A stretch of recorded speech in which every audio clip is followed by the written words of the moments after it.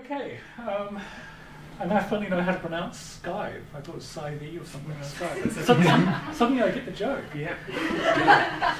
Okay, so what I'm proposing to do is give you a fairly short rant and rave about quote-unquote social media.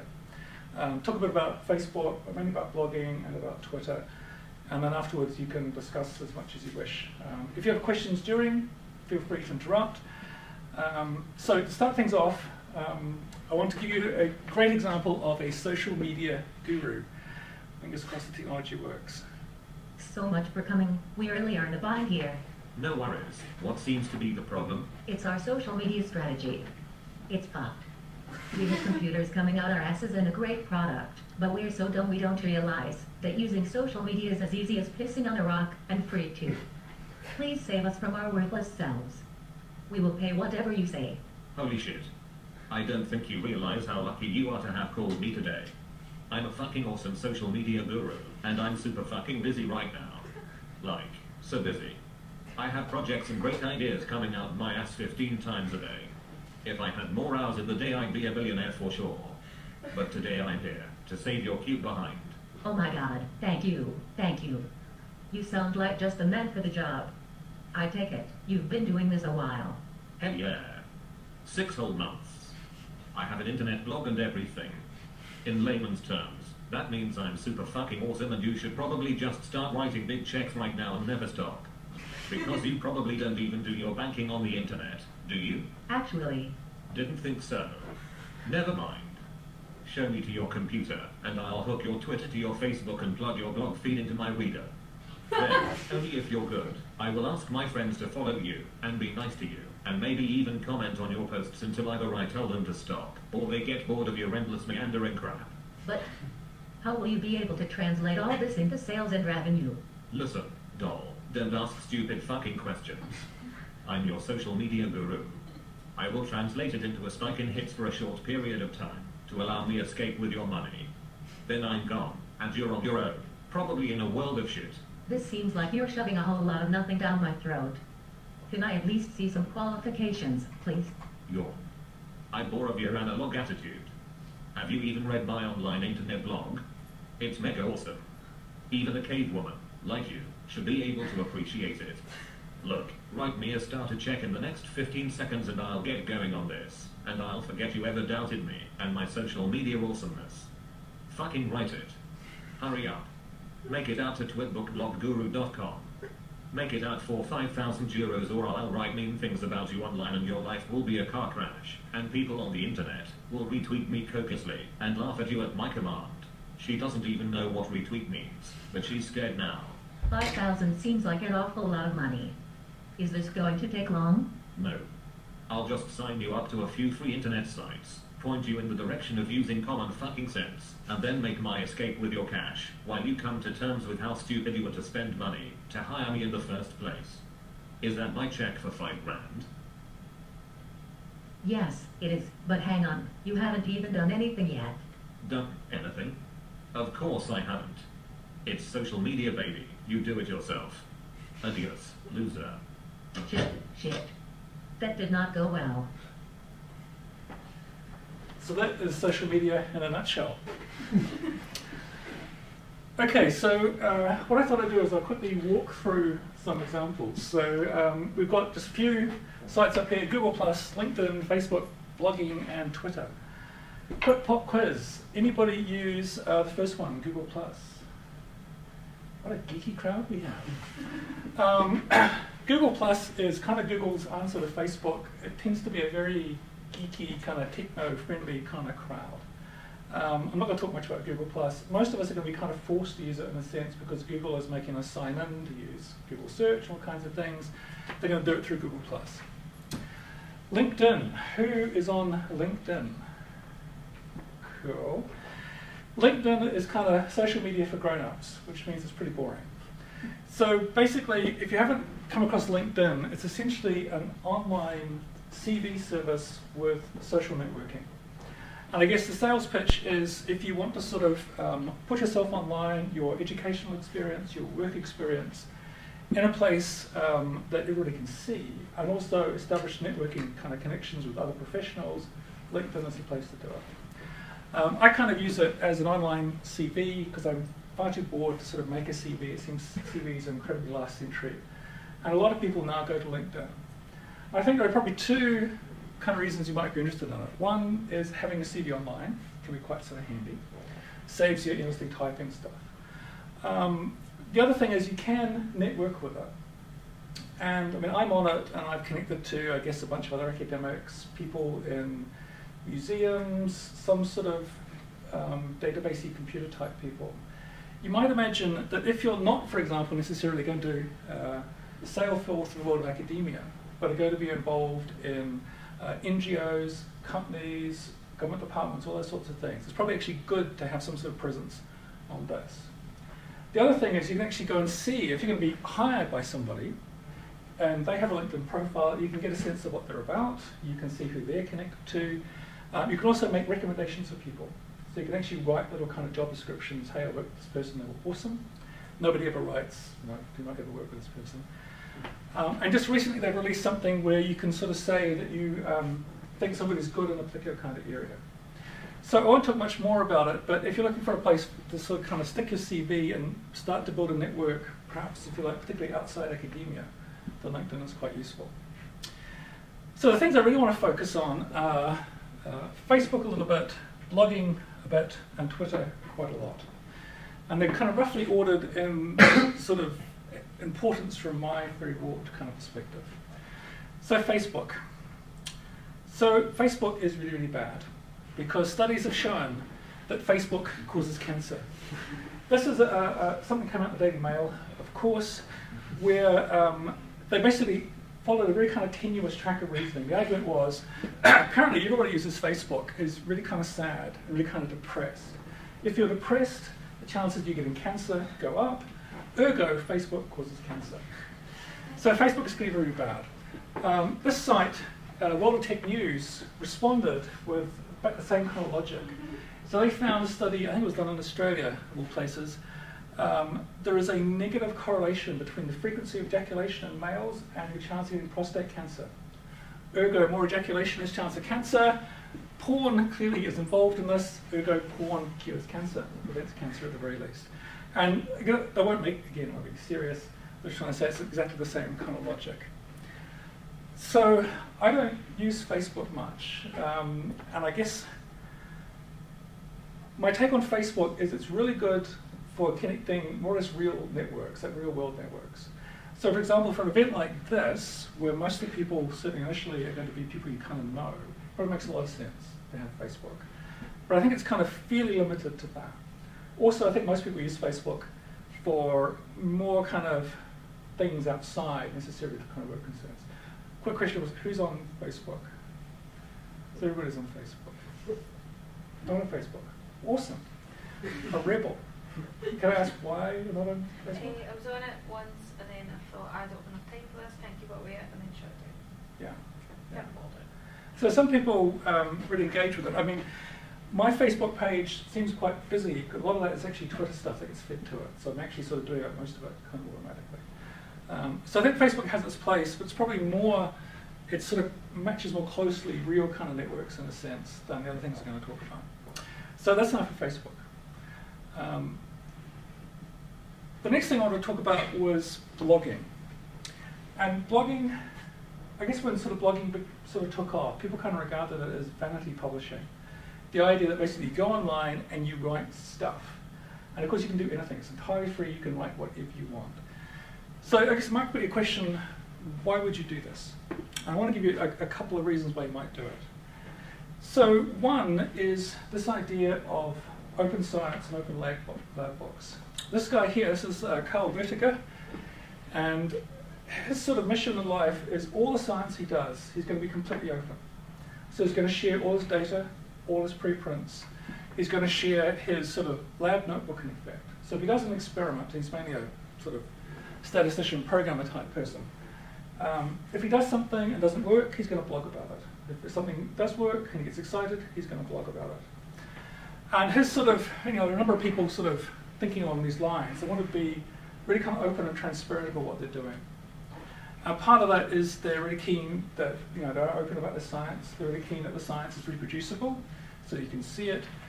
But I guess also, if you imagine that if you've been working in the lab or done some experiment in the field or written some R script or whatever, and it hasn't quite worked, if you just put it in a lab book, nobody else is going to see it. But if you put it online, the chances are somebody might come along and look at it and go, oh, I know what you did wrong. Or I had the same kind of problem and I could do this. And you might benefit from it. So I guess what he's hoping is he'll provide a sort of diary, a lab book of what he's been doing, but it gives people the opportunity to, A, learn from what he's doing, because he's pretty good at this stuff. But if things don't go well, you can maybe come along and correct it. So I think, for example, the fourth year students here at the honours project, is anybody a fourth year student doing an honours project? I remember right now, yeah. So I think you're supposed to have some sort of notebook or something, which strikes me as an insane idea. So I think the way to do that would be to have it online. Because if it's online, then potentially somebody could see it and you might get some comments.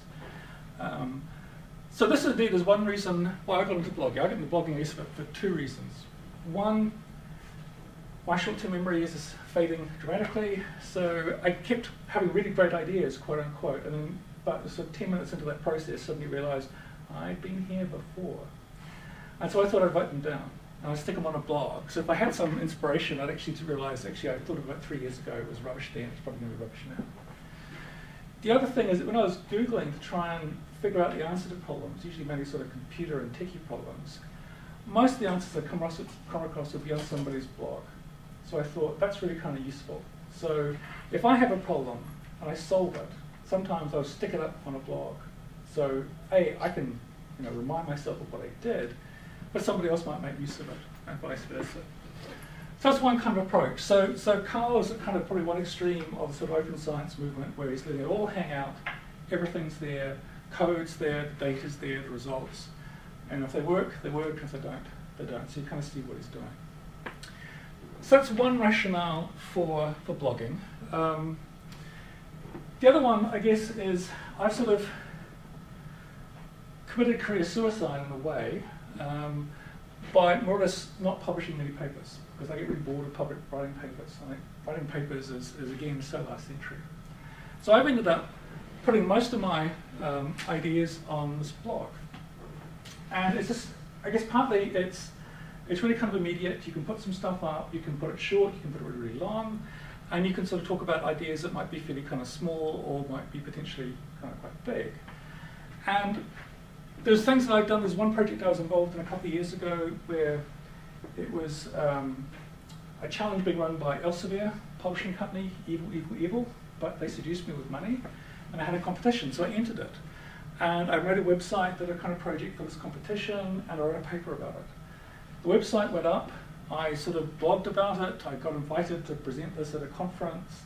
I made the last 10 cut and then they said bye-bye, so I didn't get any money, but it was kind of fun. They paid for a trip to Boston. I blogged about it. Based on those blog posts and the website, I got invited to a workshop in San Francisco and talked with people at Public Library of Science about how to publish papers. But a year later, finally my manuscript for this whole process came back with a couple of review and comments, which were mostly fairly tedious and boring. And about a year and a half later, after this whole event, the publication that described this project I was involved in finally appeared. By which time I was bored of the whole thing, and any kind of impact I was going to have had already been done. I'd gone to Boston, I'd gone to California, and now I get this little paper in a journal that nobody's going to read. And it seems to me the paper was kind of irrelevant. It was everything else that sort of mattered. So it's a way of sort of, you can get your stuff out there. There's no editorial control, apart from your own self-control in a sense. So some people kind of think it's kind of, completely vanity publishing, and they're probably right in a sense. But it means you can put your ideas out there, and other people will look at it, and quite often they'll point out the error of your ways. So I found it a great way to get feedback, and it's much faster than the traditional kind of publication process, where you write a paper, you send it off, you wait a few weeks, sometimes months to get reviews back, you have to respond to them. Often you don't know who the reviewer is, and there's no kind of dialogue. Whereas on blogs, you can sort of fairly quickly enter in all sorts of conversations. And quite often they're conversations with people that you wouldn't otherwise meet. So this is, what was this about? This is talking about Google, when you type stuff into Google now, sometimes on the right-hand side you get a little information box about stuff.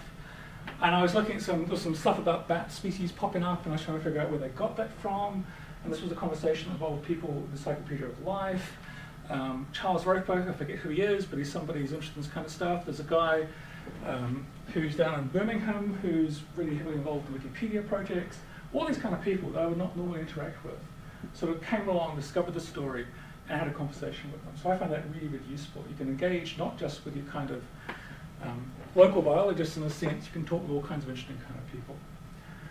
So, I mean, I guess that assumes that you have an audience in a way, and these things take a little while to generate.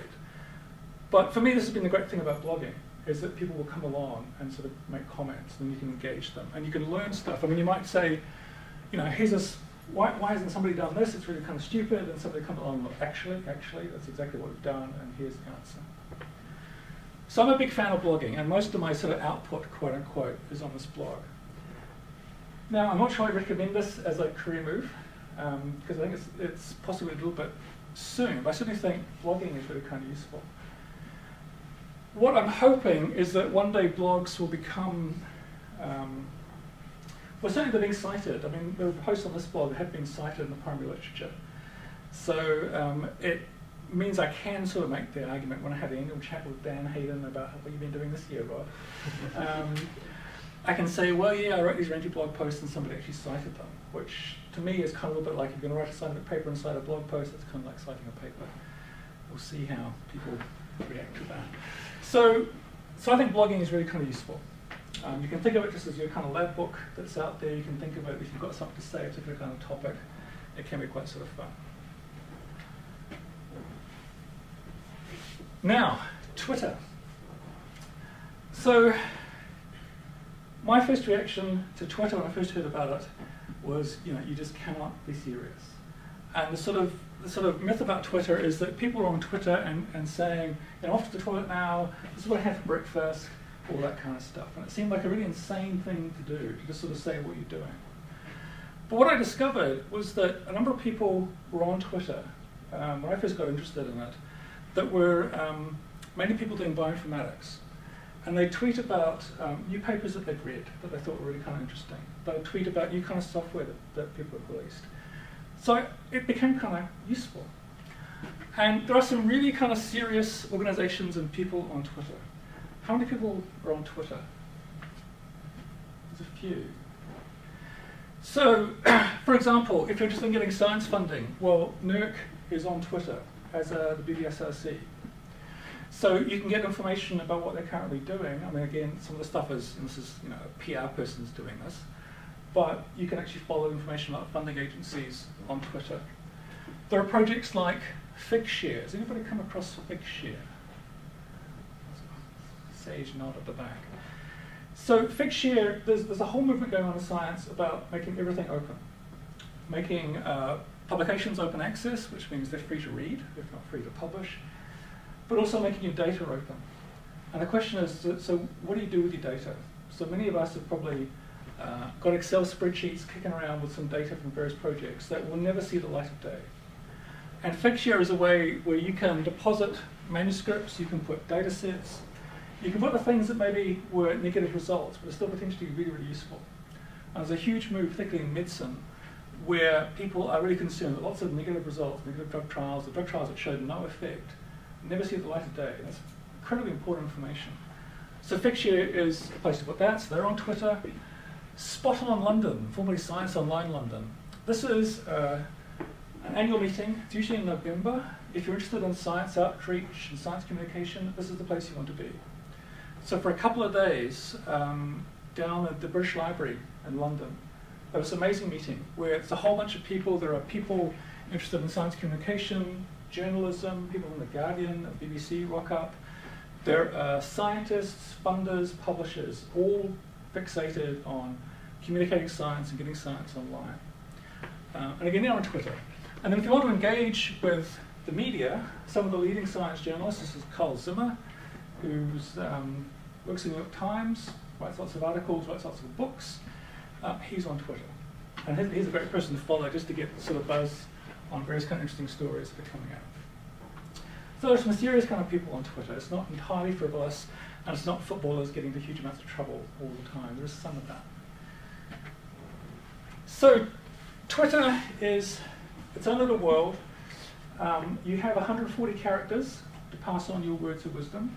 It's based on, the original idea was you could use it just on a mobile phone. It's like a text message, literally like a text message. There's all kind of conventions. So you're at somebody's username, so I'm at IDM page. There are things like retweeting, which our social media guru was talking about, where you read a tweet, you find it interesting, you can share it with other people. And that gives you some sort of kudos. So if you say something interesting, other people sort of retweet it, they pass it on. That seems to be kind of a good kind of thing. There is these wonderful things called hashtags, which are almost a bit like keywords in an article, but they're kind of like tags you can use to say this thing is about something. So you might come across things like FF, which isn't for fuck's sake, it's follow Friday. So what people sometimes do is on Friday you see lots of tweets that have this little hashtag FF, and it's basically recommendations of people to follow. So people might say, you know, this Friday, okay, here's a whole bunch of science journalists that you should really be following because they do really interesting stuff, and they'll give you all their usernames and you can follow them. So they're kind of recommendations. There's all kinds of other things. This is one that pops up quite a lot. Icon has PDF, which is basically the original thing. You're reading a paper, you want to read a paper, you can't get a PDF, your library doesn't have it. People will go on Twitter and say, I want this paper, and they'll give it a hashtag, and then somebody may email them that PDF. So there's a whole kind of convention for communications that have grown up around Twitter. So, what would you do with it? So I think there are whole kind of uses for Twitter. So part of it is there's a whole babble of conversations going on, and you can just kind of eavesdrop. You can just sort of listen, you can just follow people and see what's going on. So this can be all kinds of things. I mean, there'll be all kinds of social events, there'll be all kinds of TV shows. But if there are big science stories breaking, they quite often break on Twitter. Or events like the guy who jumped out of a balloon from space. So I kind of knew that was going to happen at some point, but I kind of lost track. I was on Twitter, and suddenly this hashtag came up. Was it Red Bull Stratos? And I suddenly realized, oh my God, this is going to happen. So I went to YouTube and watched this guy jump out of a balloon from space. So there are events like that. There are lots of automated things that tweet. There's an earthquake tweeter that basically every time there's an earthquake somewhere on the planet, there's a tweet on Twitter with its Richter scale rating and where it is in the world. All kinds of things. A use that I'll talk about a bit more in a second is broadcasting conferences. It's a great way to follow what's going on at a conference even if you're not there. It's a way to attract attention, create a bit of buzz for a project or an idea. Also, it's a way to get help. So if you're struggling with something, like Icon has PDF is a good example. But sometimes people will just say, I'm trying to do this, I can't do it. Anybody know how to do it? And somebody might come along and show off and demonstrate how to do it. So let me just give you a couple of examples. The first one's about conferences. Oh, is that me? What? No. Shh, I have an alarm. So what's become a convention is that if people go to a conference and you want to sort of broadcast what's going on, you'll agree on a hashtag and then you'll tweet. And some people do this a lot and some people do it a little bit. And this can be great for several reasons. So this is the first sort of conference I went to. This really happened big time. This was the eBiosphere 2009 meeting down in London. And all the great and the good in sort of biodiversity informatics and conservation and all these people interested in sort of getting data about biodiversity went to this meeting. And the way it was set up was like 2 or 3 days of meetings. There was a whole bunch of elder statesmen in the field, we called them the silverbacks, who were going to listen to what people said, and then they're going to retire to a room at the end of the conference and decide the future of biodiversity. Now, most of us in the audience thought that was a stupid idea, because most of these people are old and really dumb and boring and past it. So what happened was there was a kind of a mutiny. And so the quote-unquote cool kids started tweeting about it. So they tweet various ideas. They do all sorts of things. So if somebody was giving a really interesting talk and they might give some facts, you could quickly Google that fact, get the paper, and tweet, say, a DOI to the paper. And it got to the point where people could follow what was going on at this conference. They were in the exhibitions hall next door because they couldn't leave their exhibits to go to the conference. People around the world could follow this conference. And there's one going on in China right now on this topic that I kind of should be there. It's actually really hard to tweet from China because they block it, but people manage to get around it. And I can follow what's going on, and I think it's in Beijing, what's going on in this meeting halfway around the world in a totally different time zone. So it's a way to sort of, you can follow a conference without even being there. You get the kind of key points. People will sort of say what's going on. Occasionally it's got out of control. I was at one Science Online meeting where the speaker got really, really boring and people started to tweet. And some of these conferences actually have the Twitter wall, the Twitter feed live. Luckily they didn't miss one, but people were really, really quite rude. It was like the last day of the meeting, it was the afternoon, people's patience had sort of evaporated. But it's a great way to kind of broadcast a meeting, and also if you want kind of subvert it or have a conversation that might not be the conversation that people want to get really intend. So that's kind of fun. It's also a way to advertise a project and get help. So this is something which happened really recently. This is a PhD student in, I think Robertson, Finland. And he was thinking about, there's no map of where all the kind of evolutionary biology labs are in the world. So if you're just kind of curious about, for example, where might be a good place to visit, where might be a good place to get a PhD studentship or a postdoc, there's no place you can just go and see that kind of map. So he decided to make one. So you can make maps in Google Maps, you can put these kind of pointers on. So he made a website for Google Maps, added his own lab, and said, come and join me and stick your lab on there. And within a day or two, this has sort of happened. And this thing's now growing, it's got its own website, this URL is a bit out of date now, and this thing's really taken off. And people around the world are basically saying, this is where we are, and this is what we do. And this was done, broadcast almost entirely over Twitter. So basically he said, this is a Twitter feed called Evil Deer. Anybody know the evolution directory? Heard of the evolution directory? Yeah, evolution directory is an email list that's gone on for probably decades. And if you're interested in evolution, in the aspect of evolutionary biology, if you want a job in that area, you subscribe to this mailing list and you find out what's going on. And I've made that into a Twitter feed, so those emails get broadcasted on a Twitter feed. You can follow it on Twitter and you can find out what's going on. So he basically sort of broadcasted that and said, look, I'm making this map. And this literally in about 2 or 3 days went from one dot in Finland to large chunks of the world. So you can mobilize stuff really, really quickly. Okay, the final topic is really briefly branding. And I hate branding. Most people, when they talk about branding, they really, really need to be smacked really, really hard. But there is one aspect to think about. So if you're really going to engage in social media, there's one aspect of branding that I think matters, and this is having a consistent identity and/or a consistent username. So, I mean, you kind of got it with SciVE. You've got the name, you've got the logo. So I tend to use this as my sort of username. It's on Twitter and LinkedIn and Facebook, and I use this kind of picture my stepdaughter drew. Don't know what I was thinking there, just didn't kind of work out. But it can be quite useful. It also can be quite important because sometimes new social media sites start up, and the first thing people do is they want to grab a name. And for example, these are the sort of commonly used sort of ones. There's a new one that's come up. It's been around for about a year now, called Clout. And so the first thing I want to do is make sure that my username is this thing, because that's the one that people kind of recognize. Clout it's one of these sites that's really kind of cool and nobody quite understands what the hell it's trying to do. It's basically trying to measure your social media impact. So somebody like me just really loves Clout.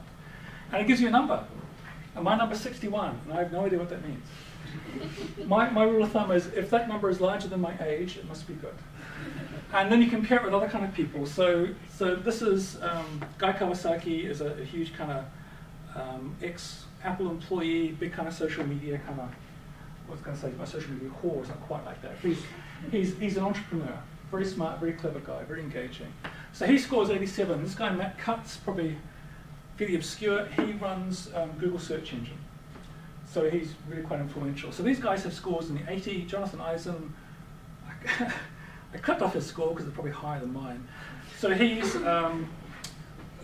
really very clever microbiologist, does lots of evolutionary biology, has a really cool blog. His brother was heavily involved in founding the Open Access Journal of Public Library Science.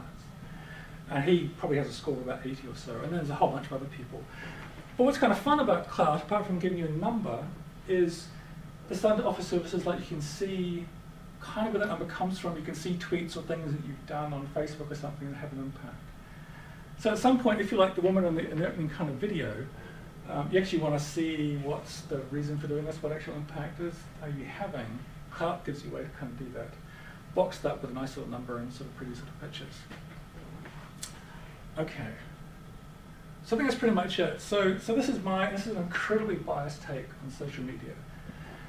So I think something like LinkedIn is your CV online.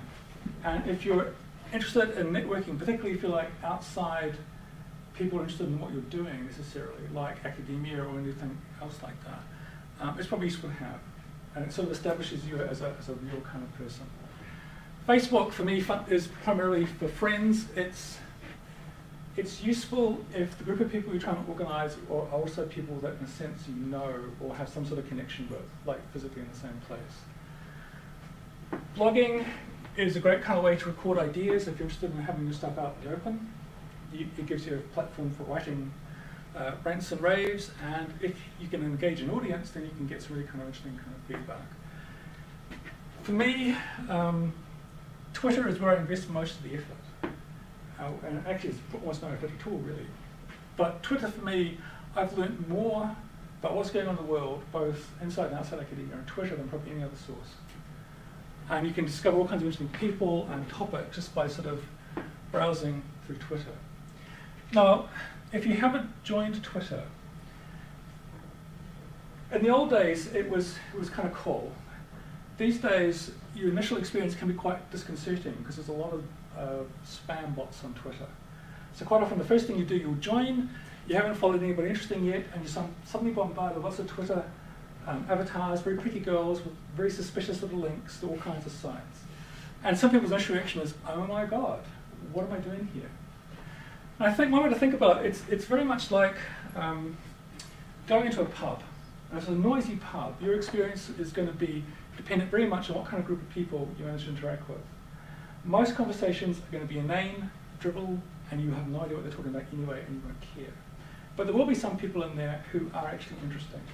And the challenge is to find those people. Once you find them, then it becomes really, really kind of useful. So your experience is going to depend on who you can find to listen to and talk to, in a sense.